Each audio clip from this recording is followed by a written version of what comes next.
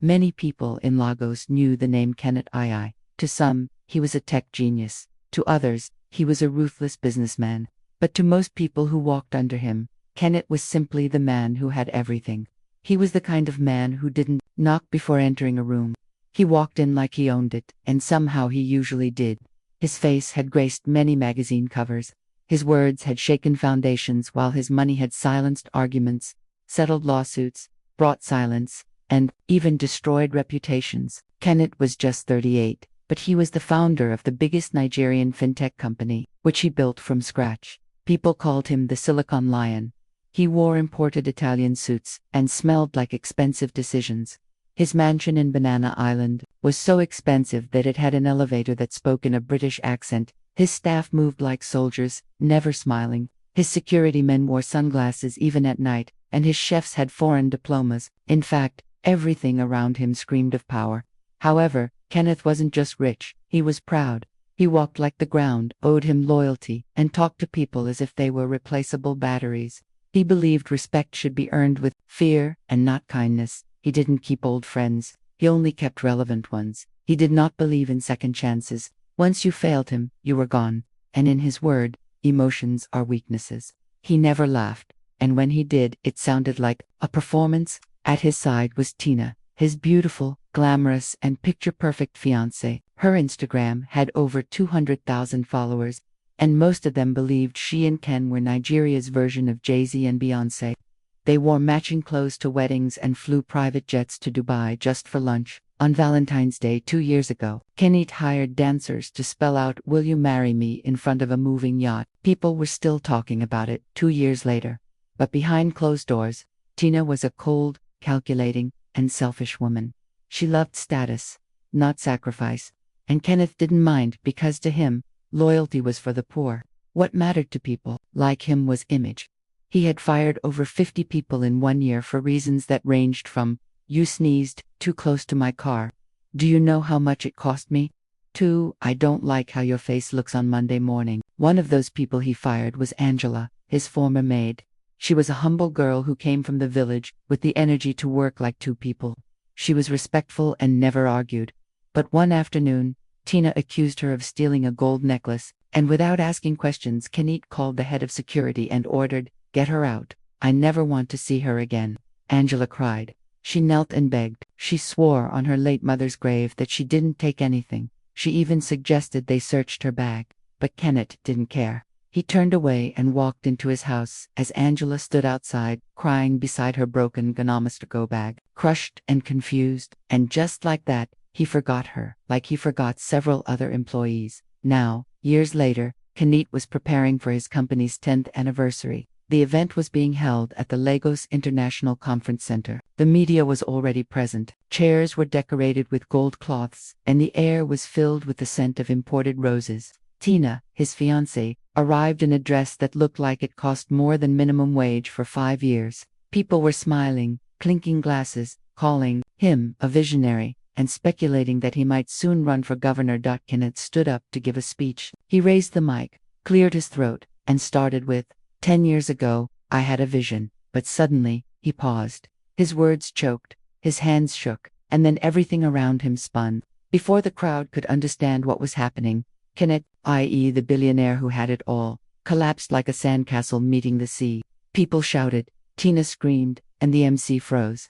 2 of his bodyguards ran forward and he was rushed to the hospital in minutes. After what felt like an eternity, Kenneth Aayi woke up in a hospital room that didn't feel like Lagos. Everything was white, quiet, and expensive. His head felt heavy. There was a drip in his arm, and a monitor was beeping beside him. He blinked, in confusion. "Where am I?" A nurse rushed over. "Sir, you are awake. Thank God." Kenneth tried to sit up, but his chest tightened and his body felt like it had run a marathon inside a burning house. Tina rushed in moments later, screaming with fake tears. "Baby, oh my God, you scared me. I thought I lost you." She flung her designer bag on the floor like it was part of the performance. "Do you know how long I've been crying? I've not slept a bit." But Kenneth looked at her like someone watching a badly acted Nollywood movie. His mind was still foggy and his memory blurry. All he remembered was standing on stage about to give a speech, then darkness. The doctor arrived 30 minutes later. His name tag read Dr. Felix Akinlaby, nephrologist, and his face said it all before his mouth even spoke. "Mr. I," he began, "we need to talk." Kenneth raised an eyebrow. "Talk about what?" Ty just collapsed from stress. "I've been working too much. I know it should be low blood sugar." Dr. Felix looked him in the eye. "It's your kidneys. They are failing." Kenneth blinked. "Failing? Yes, sir. Your creatinine levels are dangerously high. You are at stage 5. It's called end-stage renal disease." Kenneth laughed. "Are you joking me? Kidneys failing? Look at me. I'm strong. I jog twice a week. I eat grilled chicken and salad. I even drink imported water." The doctor nodded calmly. "That may be true, but this is not about your lifestyle. Sometimes it's genetics, sometimes it's delayed diagnosis, but what we're sure of is this: you need a kidney transplant urgently." There was silence before Tina finally spoke. "Wait, what does that mean? Like, he can't pee again?" Dr. Felix replied, "His kidneys are no longer filtering waste. Dialysis is a short-term solution, but for long-term survival, he needs a new kidney." Kenneth shifted back in shock. His body suddenly felt foreign, like a machine turning against itself. "How soon?" he asked. "Sooner than you think," the doctor replied. "We need to find a donor. A living donor is better. Someone young and healthy. A family member is ideal, or even a close loved one." Tina's eyes widened. "A donor? As in surgery? Someone will remove their kidney and give it to him?" Dr. Felix nodded. Tina shifted in her chair but didn't say anything. That evening, she posted a black and white photo of Kenneth on Instagram with the caption, "Keep my king in your prayers. We are fighting a battle we didn't plan for. #strongmen, #faith over fear." The likes started pouring in. So did the comments. "God is your strength. You shall not die. Sending you healing energy." But in real life, Tina didn't spend the night at the hospital. She said she had a headache and needed to rest. Kenneth didn't argue, so she left. The next day, Dr. Felix returned with more results and sat beside Kenneth. "Mr. Aayi, you need to understand the next few days are critical. Dialysis can keep you stable only temporarily, but without a transplant, your condition will worsen. We've already started looking through the donor registry." Kenneth nodded. "Fine. What about my brothers? I'll call them for testing." His brothers came immediately and were tested, but unfortunately, they both failed. One had high blood pressure. The other was a carrier of a disease that made him incompatible. Kenneth was disappointed, but he still had hope. "Okay, what about volunteers? I will pay any amount without wasting time." The hospital issued a discreet call for volunteers. 3 people came. 2 fainted at the sight of needles. 1 ran away when asked for a blood test. Tina sat by his side one afternoon, scrolling her phone. "Babe, can't you just wait for dead donor? It could take months," Kenneth replied. "I don't have that kind of time." She kept quiet. Later that evening, Kenneth couldn't sleep. He stared at the ceiling, his mind racing with thoughts about how everything had always gone his way until now. Then, he overheard Tina speaking on the phone in the hospital corridor. She didn't know he had stepped out of his room to stretch his legs. She stood by the bench talking to her friend. "Me? Donate a kidney? Are you mad? I'm too young to risk my life for any man of in. If he's a billionaire.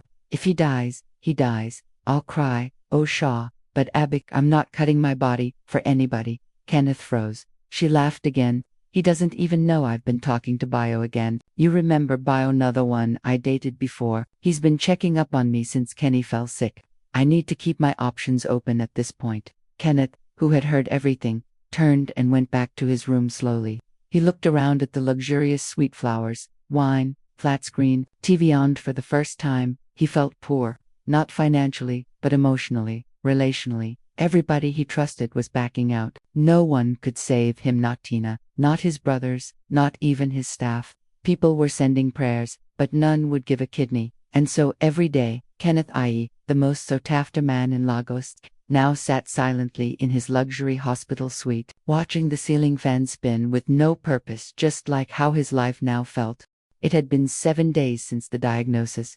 7 days since Tina's phone call had sliced through Kenneth's heart like broken glass. 7 days since his so-called friends promised to send help, but vanished like mist when the sun rises. By now, the flowers had stopped coming. The text messages had slowed down. Even his PA, the boy who used to run errands with so much excitement, now sent cold, short texts like, "Sir, I hope you are strong. We are praying for you. Ken's phone kept buzzing with Instagram notifications, 15,427 likes on your recovery photo. But deep down, he knew the truth. People liked the idea of caring, but no one wanted to bleed for him. They would clap for him when he gave to the poor, but vanish the moment he became the poor in need of a miracle. Tina came again that morning, her perfume entering the room before she did. She wore a yellow dress, long lashes, and a frown like someone forced to fulfill duty. She brought a food flask and sat beside Kenneth, scrolling her phone. I brought that special rice you like from Sycamore Lounge, she said without even looking up. Ken looked at her. Tina, do you still want to marry me? Tina paused. Why are you asking me that? Just answer, she sighed. Babe, you know I love you, but this is a lot. I wasn't expecting this. You didn't prepare me for this kind of life. Kenneth smiled weakly. You mean sickness? No, yes, I mean being here every day, watching you suffer. I can't handle it emotionally. You know I'm a soft person, right? I haven't been sleeping well. He looked at her eyes, deeply, as if searching for her soul, and luckily, he saw it the truth. Tina loved his lifestyle, not his life. She stood up soon after, kissed him on the forehead like she was visiting a sick uncle, and said, I'm going for a spa retreat with the girls. I need to clear my head, but I'll be praying for you. She left and never came back. One morning, Dr. Felix pulled a chair close to Kenneth and said, Mr. Aayi, the dialysis is buying us some time, but not much. Your body is beginning to resist treatment. If we don't get a compatible kidney in the next 7 days, things will begin to shut down. Kenneth closed his eyes in pain. The doctor asked, Have you tried more family? My mother is diabetic. My father is dead. My cousins are abroad and unavailable. Everyone is busy. Dr. Felix nodded, stood up, and left quietly. Kenneth stared out the window that night, wondering if this was how his life would end. Slowly, silently, surrounded by people waiting for him to die so they could share his property. The doctors had confirmed it. He had 1 week left. If a matching donor didn't show up soon, he'd be transitioned to comfort care. And the moment dialysis stopped working, that would be it. He had begged everyone, family, friends, even his PA, offering them millions, houses, cars, anything, just 1 kidney. Some smiled and said they'd think about it. Others changed the topic. One even said, But sir, what if I need my kidney later in life? You know nobody knows tomorrow. He had lost all hope and resigned to fate. Until that afternoon, the nurse came in with 2 other doctors holding a brown file. Kenneth sat up slowly, trying not to expect too much yet desperate to live. The doctor spoke. Mr. Aayi, we found a donor match. Kenneth blinked. A match, as in, someone is ready to give me a kidney. The doctor nodded. Yes, and they're medically cleared. They've gone through all the tests and signed the consent form. We're scheduling the procedure for tomorrow morning. Kenneth's heart started beating fast. He was relieved but confused. Who is it? Please, I need to know. The nurse looked up from the file. They requested anonymity until after the surgery. Kenneth frowned. Wait, what kind of person does that? Is it someone I know? Is it a public donor? I'm afraid we can't tell you more than that right now, the doctor replied. What matters is that you have a match. Prepare yourself mentally. It's a complicated surgery, but your chances are much better now. And so they left him there confused, emotional. Kenneth stared at the door. Then he lay back down, breathing deeply. All sorts of thoughts raced through his mind. Who would do this? Who still cared about him? His brothers were ruled out. His sister was in Canada with 3 children. His friends were all cowards, and Tina, if she was the donor, he would have known. She would have already posted about it on Instagram with a podcast interview booked to. Meanwhile, across town, a young lady sat quietly outside her church on a wooden bench. She held her old Bible close to her chest, whispering secret prayers. She had signed the donor form 2 days ago after hearing through a mutual friend that Kenneth Aayi was dying of kidney failure. She hadn't even hesitated. Not because he deserved it, but because God had healed her heart from bitterness long ago. She had moved on. But when she heard of his condition, something stirred inside her. Peace, the kind of peace that comes from doing the right thing when no one is watching. She told the doctor. She didn't want Kenneth to know her identity until after the surgery. If he survives, she said, he can thank God. I'm not doing this for applause. Just let him live. Back at the hospital, Kenneth couldn't sleep. He turned and tossed. Every beep from the machine made his heart jump. he kept thinking of all the people he had helped, and all the people he had used, all the connections, all the fame, all the power, and yet, in this moment, he had nothing but one anonymous act of kindness standing between him and the grave. For the first time in years, he prayed with his heart, God, I have been a proud man, I have hurt people, I've made enemies, but if you let me survive this, I swear I will find whoever did this for me, and I will make it right. Meanwhile, outside his door, the nurse reviewed the donor file. Name, Angela Woke, occupation, laundry assistant, relationship to patient, former employee, reason for donation, because life is precious, even his. The nurse shook her head quietly and smiled. This world, you never know who your angel is. The next morning, two people were wheeled into the operating theater, a billionaire and a forgotten housemaid.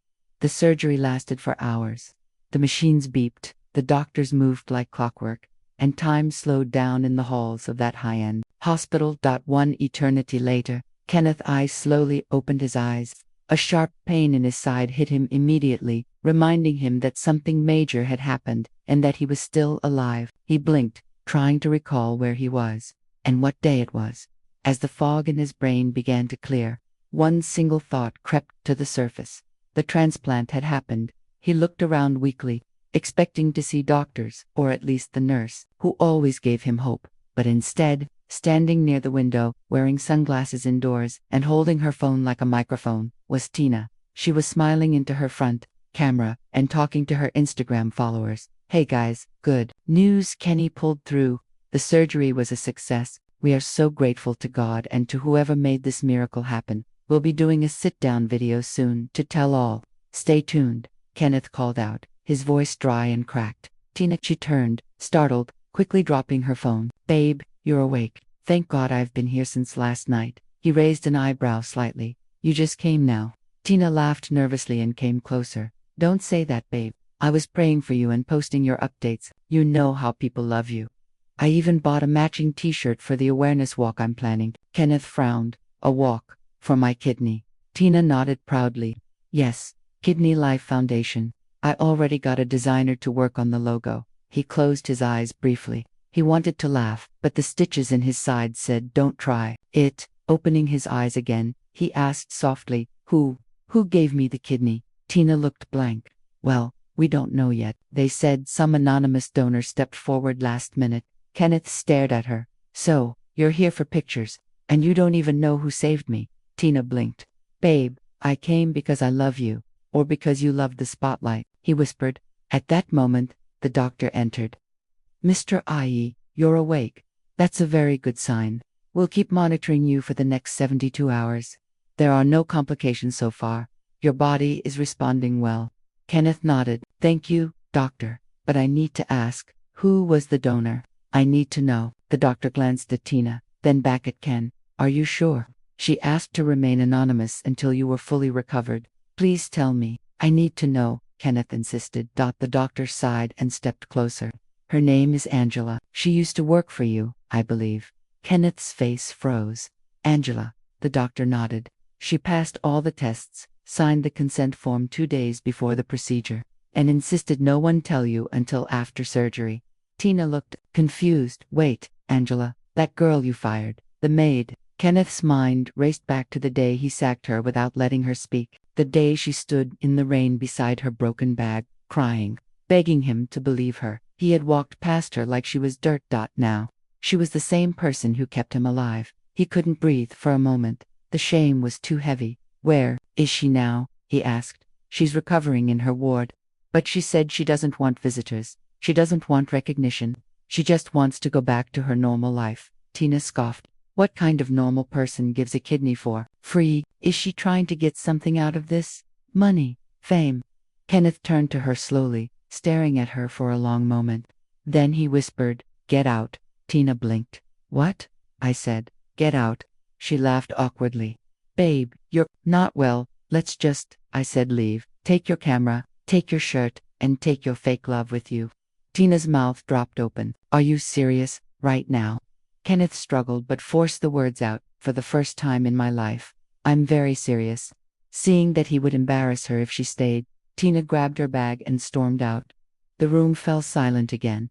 Ken sank back into his pillow, closed his eyes, and this time, tears rolled down. It was a kind of brokenness that washed away his pride, like rain on a dirty roof. Angela, the same girl he once treated like trash, had given him a second chance at life, without demanding anything in return. He pressed the nurse call button. "I need to see her," he said. "I need to say thank you. I need to fix everything." A week later, Kenneth Aayi stepped out of his black SUV and told his driver to wait at the junction. No noise, no PR, no convoy. Just his remorseful heart, his PA, and a bouquet of white roses that suddenly felt too small for the weight of his guilt. He followed a narrow corridor behind a small church, guided by the address the nurse had given him. His heart was pounding. As he turned the corner, he saw her, Angela. She was kneeling in front of a stack of folded second-hand baby clothes, her sides still healing, her movements slow. She was singing an old worship song, the kind only those who've truly suffered understood. Kenneth paused. He had prepared a dramatic speech in the car, something poetic, something worthy of a billionaire's apology, but now, his mouth went dry. All the English in his head scattered like fish in hot oil. Angela looked up. Their eyes met. She froze. "Sir." Kenneth took a step forward. "No, not sir. Just Kenneth, please." She stood up slowly. "What are you doing here?" He came closer, then slowly went down on his knees, in the dust, holding out the flowers like a child, begging a strict teacher after failing a test he never studied for. "I came to say thank you. And I came to say I'm sorry for everything." Angela looked down at him, her eyes moist. "You don't need to kneel." "I do," he insisted. "I need to kneel. Because when I had money, power, and pride, I thought I was better than you. But you, when you had every reason to ignore me, even hate me, you gave me life. Not just a kidney, but a second chance to be a human being again." Tears gathered in Angela's eyes. She helped him stand. "Mr. Kenneth, I didn't do it to prove a point. I did it because I knew if I didn't, I wouldn't sleep at night. God told me to."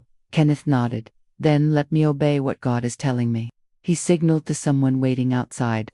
His PA walked in with a brown envelope, a document folder, and a small jewelry box. "I know you didn't do it for money," Ken said, "but I need to do this." Angela shook her head. "I don't want a reward." "This isn't a reward," he said. "This is purpose." He handed her the envelope.